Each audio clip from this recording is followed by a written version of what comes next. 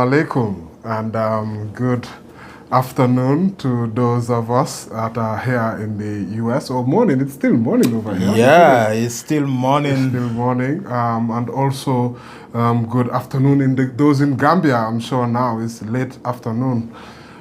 So today, here live with my colleague Sainey Marenah, who has come over to Denver, Colorado to follow the trials of the Michael Correa trial. So, yeah, Sainey, how are you doing? I'm pretty good. So, as Flex Dan said, my colleague here covering this high-profile trial, wherever you are watching, this is Sainey Marenah, the editor of the Alcamba Times digital platform. If you see me with Flex, we like to collaborate. Flex has been amazing, providing incredible coverage of this landmark trial. So we are here waiting for the jury's deliberation, and then here comes the verdict. So we'll take you guys through some of the major highlights of the trial, you know, unfolding here in Colorado. I just came in town last night, so Flex has been covering the trial, so he has more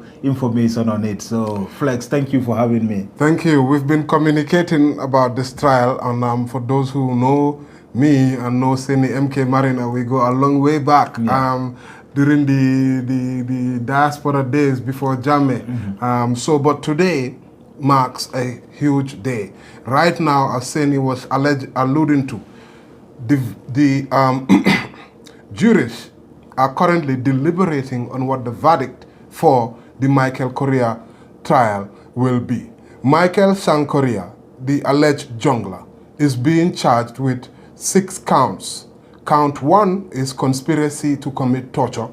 Count 2 is one of the counts that are about torture to his victims. There are about 5 other counts, and I will name the names of those who these counts relate to.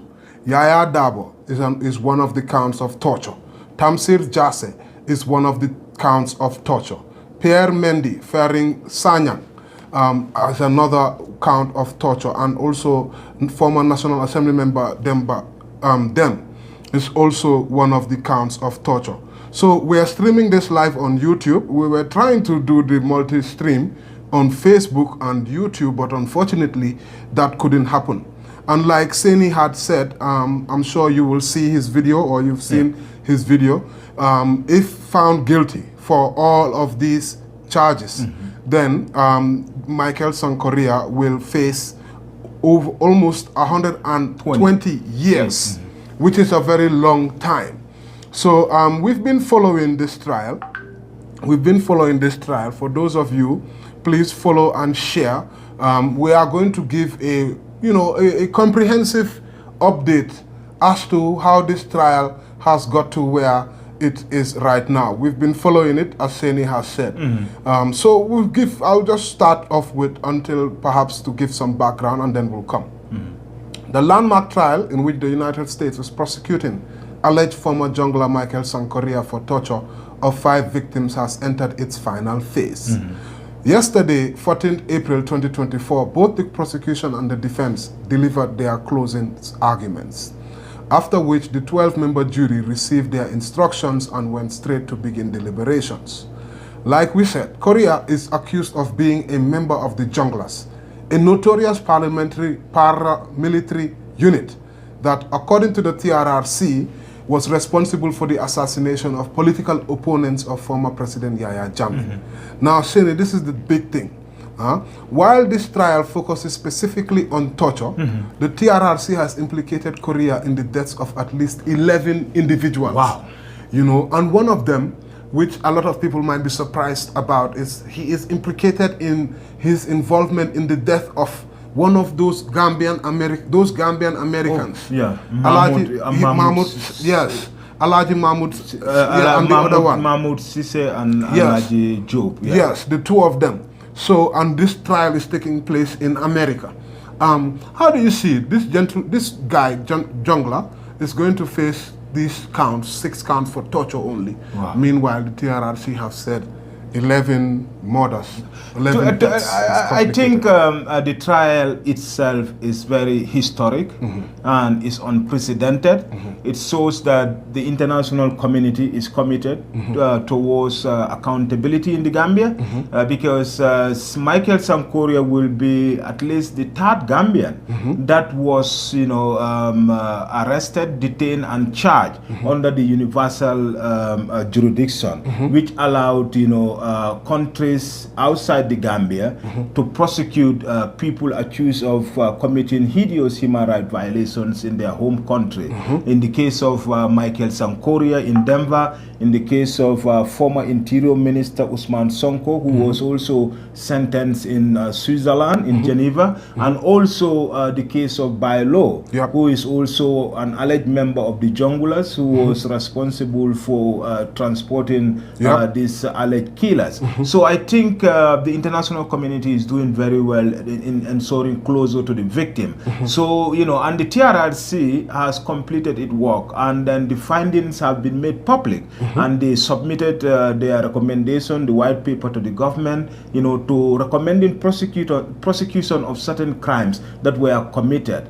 But still, we have seen that there is a very slow pace of commitment in the Gambia in terms of prosecuting this jungler. Somebody was reacting to my video just an hour ago that why are we wasting our times when we have junglers in Gambia who are working scot-free, after 3-4 years since the TRRC completed its jobs and recommended for their prosecution. So, government should really do more in bringing those culprits to justice. So, coming to Michael Correa's trial here in Denver, the past 7 days has been, a powerful reminder that no matter how long it takes, you cannot run or hide from justice. Indeed. Michael Correa, had his day in court because of the crimes he committed in Gambia. He thought that hiding in the U.S. will seal him from impunity. No. Michael came to the U.S. in 2016 with the then Vice President Aissatou Njai Sedi as a close protection officer. But he knew, then Jammeh was, almost out of power, and then he capitalized and then stayed in the U.S., forgetting that U.S., is a country of law, and secondly, that's why they invoked this universal, jurisdiction, on him, and they succeeded in arresting him, and putting him on trial. Today, he will likely know his fate after more than 8 years probably in detention here. So, to those watching us, this is just a normal conversation with me, Sainey, Marenah, and Flex Dan about what's going to happen. So, Flex, tell us, you have been here for almost 1 week covering this high-profile trial. We have heard chilling narration of how Michael Correa torture his victims by using, different methods, putting plastic bags on them and beating them with, sticks and so forth. What was the mood in the court when victims were narrating their encounter? That's a very important question. So far, the trial has actually concluded its, cross-examination, and you will know that there are witnesses, victims who have come out, and I'll give you the names of some of these guys so that you know. Mostly security officers. Yaya Dabo, he was working as a Lieutenant Colonel Del. And then Tamsir Jase, he was working, before that he was the Director of Immigration. Pierre Mendy, he was also a high-ranking senior officer of the Gambia Armed Forces, and Faring Sanyang was the commander then of the State Guard. He was also not spared. The sole civilian is the National Assembly member Demba Dem. He also fell to the wrath of the junglers, and of course Michael Correa. So the mood with some of the juries, apparently they highlighted some sort of, they were shocked because of images were shown of how Michael Sang Correa allegedly burnt plastic bags, and those plastic bags dripped hot molten on his victims. So there was not just one, at least two of them. if I can remember correctly, Yaya Dabo and Faring Sanyang. Others, they were electrocuted in very obnoxious areas, private parts in their bodies, beaten severely. Most of the beating that they gave to these people, they wanted to do it at that time on their backs because of they put them in front of the TV to apologize to the president for their alleged involvement in the coup, because we know these are forced confessions. So the tortures, just to give you some more of the heinous torture techniques, on the second day of the trial, Yaya Dabo, he highlighted how he was placed in a sack. These sacks that they use for groundnuts. He was put inside. They hoisted him up in the air, and then they let him fall down, all to the pleasure and laughter of junglers. That was what they found amusing. So these are some of the growl, very in Gambia, Wolof will say growl, torture you growl. You, Michael Sang Correa, he done some of his victims, some of them were stabbed. Because of one of them, not Korea specifically, had a bayonet. He was trying to stab Faring Sanyang, who had to try to, evade that guy.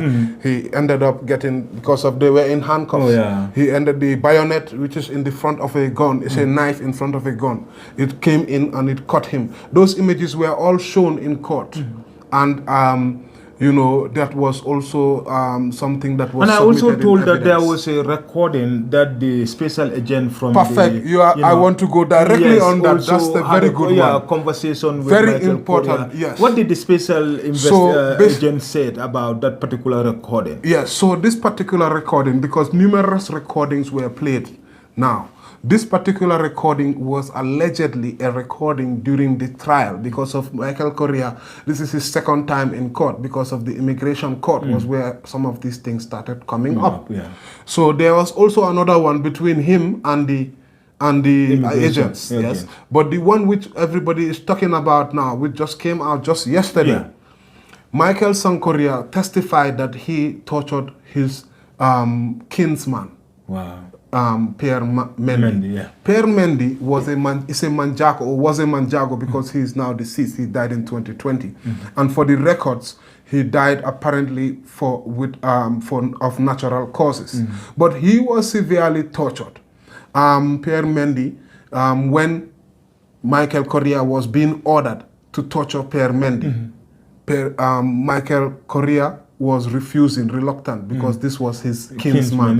You see, in Gambia, gis nga Gambia, su nekkee sun bokka rek, yëg nañ ko. So nekkutee sun bokka, yëgun la. Can you imagine? Michael Correa was crying apparently. So he was crying, and then the Pierre Mendy told him in Manjago, because this, if you look at the mentality of it, here you are asking him to torture his fellow kinsman who is in the Gambia Armed Forces and a higher rank. So you will see that there is that level of maybe respect also. But apparently, Correa claims that Pierre Mendy told him, just go ahead and comply with your orders.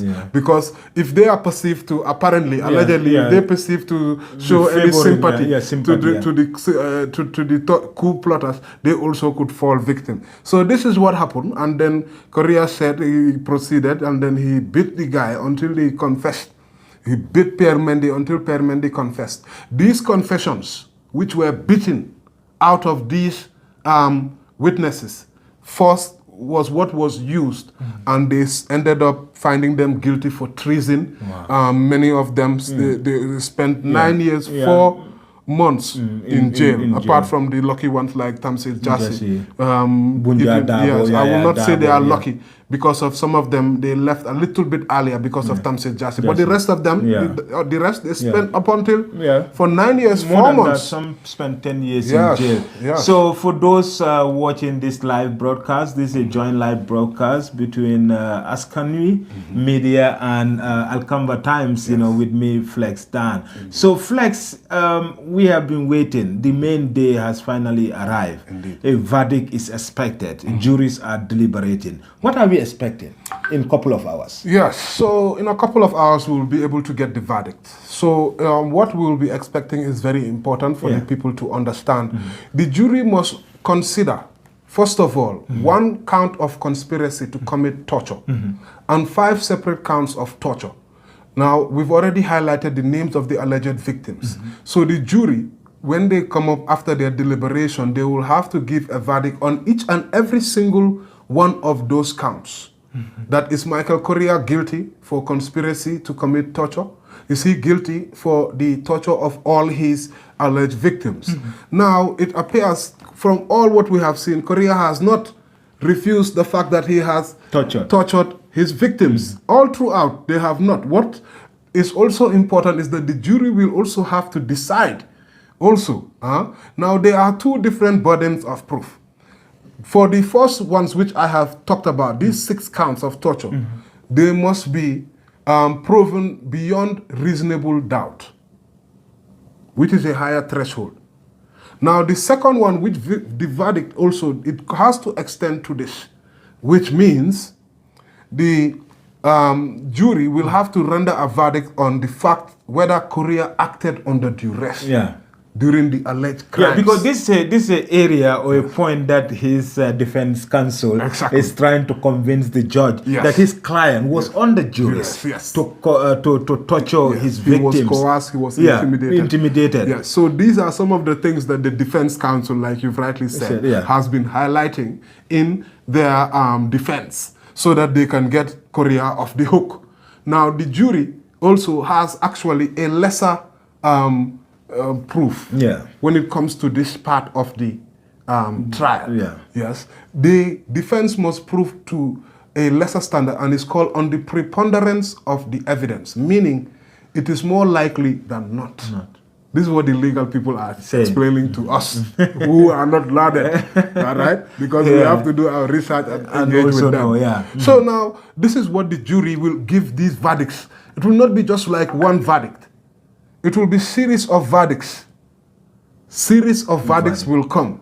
And when those verdicts come, we will hear. And then the last verdict also is also very important, whether about duress or not.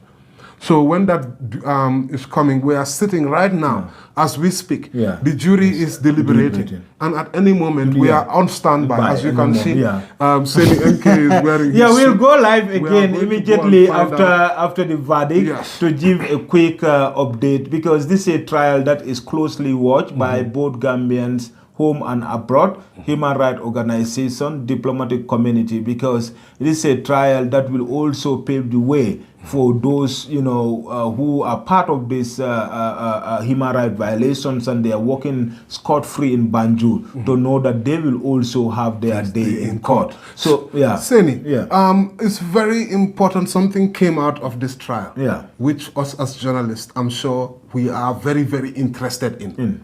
The veteran Deda Haidara. Faring Sanyang was then the state commander. He gave a very moving and testimony. All throughout his testimony, it seemed like this guy was a legend or like a myth. Why did I say so? He was the state commander, apparently. That's a fact.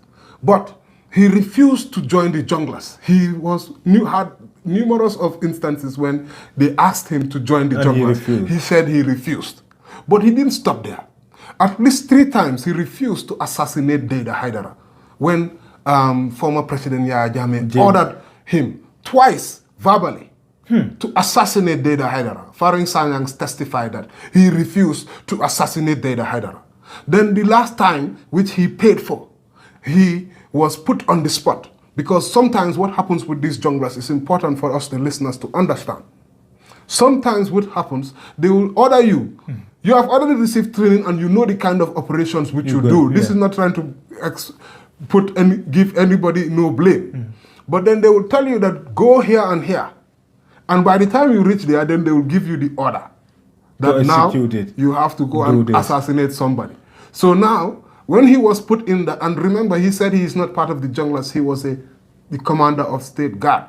You understand? Although these groups kind of some of these people, depending on the characters. Most of the junglers are members of the state guard battalion, yes. because these are people who are directly answerable to the president. Exactly. They take orders from the president, and then they are just like an outlaw. Yes. So this is very interesting, yes. because I think this is new information, because we have not heard about who actually, we knew that junglers like Malik Jata, yes. Ocha participated in Bailo in Dede's assassination, yes. but nobody knew that Faran Sanyang was asked twice by the former commander-in-chief Yaya Jammeh to assassinate Dede Hydra. Yes, and he testified that he refused, and on the third time, like I said, he was put on the spot.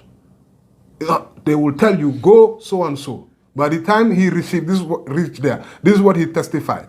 By the time he reached there, they now gave him the order that you are to assassinate Dede Hydra. And upon hearing that he refused, he paid a serious price, because a car crashed, staged car crash on him. He suffered multiple fractures on his body. Yes, and this is how he resisted. It's showing that no matter what, some of these junglers had a choice to comply with unlawful orders, or to refuse to comply with lawful orders. This brings my mind back to a claim made by Correa that he was a junior officer, and then he cannot go against certain orders, which is not an excuse. Exactly. Because killing somebody just because you didn't, refuse that particular, it's not an excuse. Indeed. So as you said in your report, that he has all right to leave the country. The Gambia has a porous border. Yes. People are given assignment, they refuse, and they run into exile. Exactly. So he has an option. Even you said it, MK Marenah, you ended up running into exile after all the amazing work which you were doing in Gambia. You know, you were in Senegal I'm also a victim of the former president. In 2013, me and Musa Serif, we were arrested by plainclothes officers after I wrote a story about the defection of 19 Green Youth. Those are diehard supporters of the former president who defected to the UDP. The president party denied it, and they said it's a propaganda. I was arrested and then taken for trial for 11 months. At the end of the day, I had to leave because of security reasons.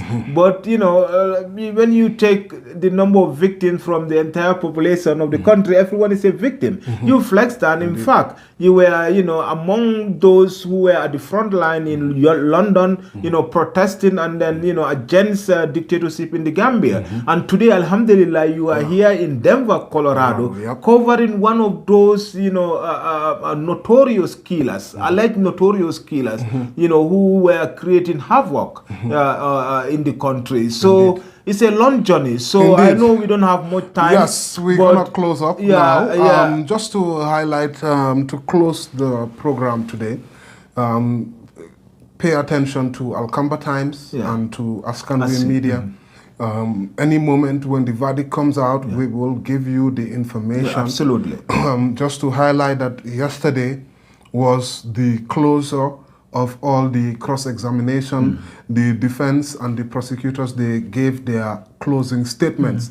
And man, the way that these people deliver their closing statements, it was crazy. Yeah, like they are so, like especially the prosecutor. Emotional. Yeah, they were pointing at Correa, telling him that he had a choice to not to torture his victims.